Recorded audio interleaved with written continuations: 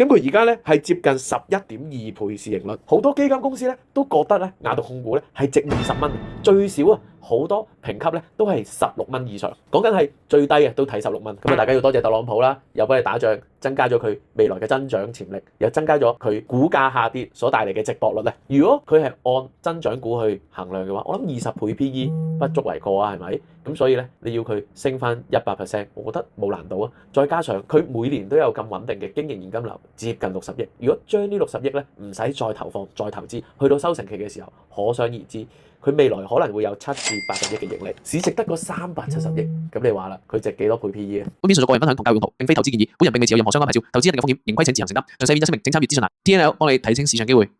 大家好啊，歡迎大家嚟到 TNL 投資頻道。我哋會同大家介紹一隻咧，可能咧你翻大陸玩嘅時候咧，會經常見到嘅股票喎。呢隻股票咧就係雅迪控股啊，1585啊。咁可能大家咧會留意咗電動車市場啦，咁全部人咧精力都放咗喺電動車市場，但係其實咧電動嘅單車市場咧，其實咧都好龐大嘅。好簡單，如果你去到深圳或者一啲珠三角嘅城市咧，電動單車嘅數量咧可能仲多過汽車，一地都係啊。有好多小型嘅珠三角城市咧，根本上就一人一架。一個家庭可能有2-3架，無他㗎，因為電動單車真係好方便啊嘛！你只要開動你架電動單車，你想去邊就去邊，叉電叉個嘢就可以用1-2日，唔需要煩泊車，又唔需要煩入油，有陣時仲唔使等燈位添。而正正雅迪控股就係呢個電動單車嘅龍頭。由於電動單車受歡迎啦，上年有5800幾萬輛嘅銷售，而雅迪咧就佔咗其中嘅25.5%，即係1/4嘅江山。咁可以話咧，如果你喺大陸咧想買一架質量好少少、性價比超高嘅電動單車咧，你就會買雅迪嘅電動單車㗎啦。其實咧，以前喺街見到嘅耗油電單車咧，已經基本上喺內地咧銷聲匿跡咁滯㗎啦，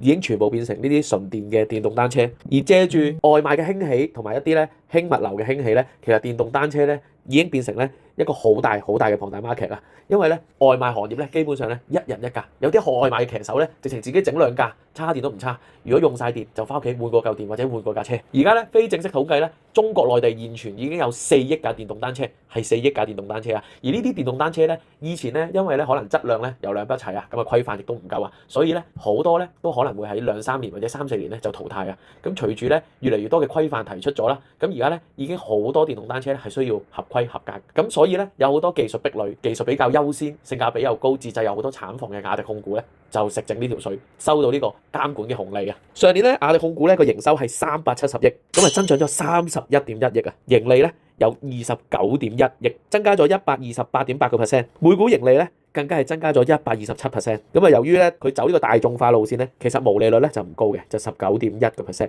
但係咧隨住咧佢嘅競爭對手啊9號啊不斷咁咧推出一啲咧智能化嘅電動單車咧，所以咧佢未來咧需要同佢競爭呢個市場咧，我相信咧佢會推出一啲更加高端嘅電動單車去符合呢個年輕人嘅需求。所以咧越嚟越多高毛利嘅電動單車推出市場，而佢又買到嘅話咧，我諗喺毛利率上面咧係會提升嘅。如果佢推出呢啲更加智能嘅電動單車咧，喺佢嘅供應鏈上咧，因為佢可以實現全供應鏈生產咧，佢會戰勝咗9號咧，去搶翻好多咧9號而家嘅市佔率嘅。唔好俾佢咧得29.1億嘅盈利呃咗。其實咧佢上年啊經營現金流咧係可以去到接近60億啊，有59.9億。簡單嚟講，即係其實佢賣車咧係好高利潤，或者唔係高利潤啦，而係佢帶嚟嘅現金流係好賺錢，賺成60億咁多。咁你睇到咧，其實佢本帳簿咧點解會盈利咁少咧？又好似咧冇乜點樣賺到好多大錢咧，係因為咧其實近呢2年咧雅迪咧係心奸細作發展內地嘅市場啦，同埋精細咁樣去發展海外嘅市場。佢而家喺海外咧有10個發展及生產基地啊，近呢2年咧都投入咗60幾億嘅資本咧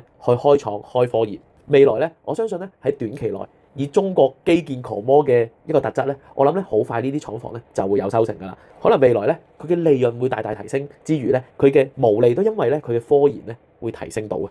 同埋咧一般咧賣到嘅海外嘅產品咧個利潤都會更加高嘅。咁啊喺營業額嘅憧憬同埋喺利潤嘅憧憬底下咧，相信咧未來咧增值可期啊！咁我成日講話海外市場點解咁緊要咧？因為咧其實海外嘅市場咧佢未完全開發到嘅，佢近年咧個收入咧只有大概10% 度咧係嚟自海外嘅啫。頭先都講過啦，佢為咗增加本土生產、減低成本嘅優勢咧，佢喺世界各地咧起咗好多嘅生產基地、科研基地，佈局全世界。喺好多咧多人口嘅東南亞地區咧，其實電動單車咧係非常適合嘅。尤其是咧最近咧打仗咧有幾次咧石油爆發期咧，其實咧令到咧嗰啲咧揸緊耗油電單車嘅人咧，基本上已經死心啊，好想擁有一架電動單車。再加上咧東南亞地區咧同埋一啲嘅熱帶地區咧，同中國內地唔同啊。中國內地咧可能咧去到秋冬時節咧，佢哋咧個天氣凍咧，電動單車咧可能真係開唔到。但係咧東南亞地區咧一年四季都開到啊。咁如果佢真係打開咗東南亞嘅市場嘅話咧，佢咁高性價比咧，越嚟越多人買，咁佢一定係會增長啦。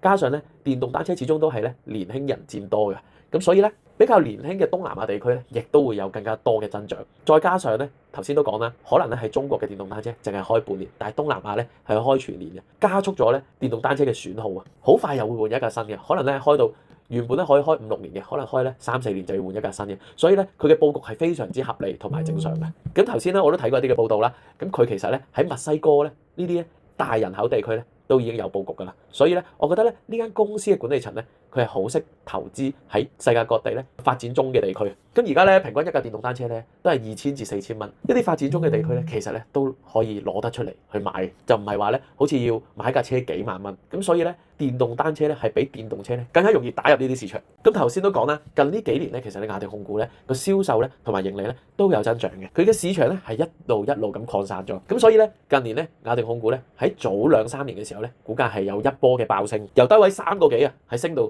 20零蚊，咁又喺20零蚊咧，又而家回落到咧10零蚊呢個水平，咁啊最近就做11個幾啦，11個9個幾，咁股價點解會接近腰斬咧？咁有幾個原因啦，第一就係之前可能真係炒得太高啦，同埋咧好似咧競爭對手咧好出位咁啊，9號呢間公司咧一路咧增長得勁過佢啊，咁好似咧食緊佢一啲嘅市場份額，咁但係咧隨住咧佢會發展啲高端嘅智能電動單車咧，我相信咧呢個缺口咧係會修補翻，再加上咧佢近期嘅業績咧係不如以往咁理想嘅個增長，點解咧？因為佢真係投資咗好多錢起廠搞研發中心，負債咧都有少少令人擔憂嘅，因為咧都接近60%㗎啦。但係咧，我覺得咧佢係做緊正確嘅事，同埋咧佢冇乜真係可以威脅到佢市場霸主嘅地位啊！佢所有嘢咧已經心奸細作咗好多年喺市場上咧。如果你會要買電動單車嘅話咧，好多人都會介紹你買雅迪啦，唔好煩啊，買間最大最好嘅。咁佢而家咧係接近11.2倍市盈率，好多基金公司咧都覺得咧雅迪控股咧係值20蚊，最少啊好多評級咧都係16蚊以上，講緊係最低啊都睇16蚊。咁啊，大家要多謝特朗普啦，又幫你打仗，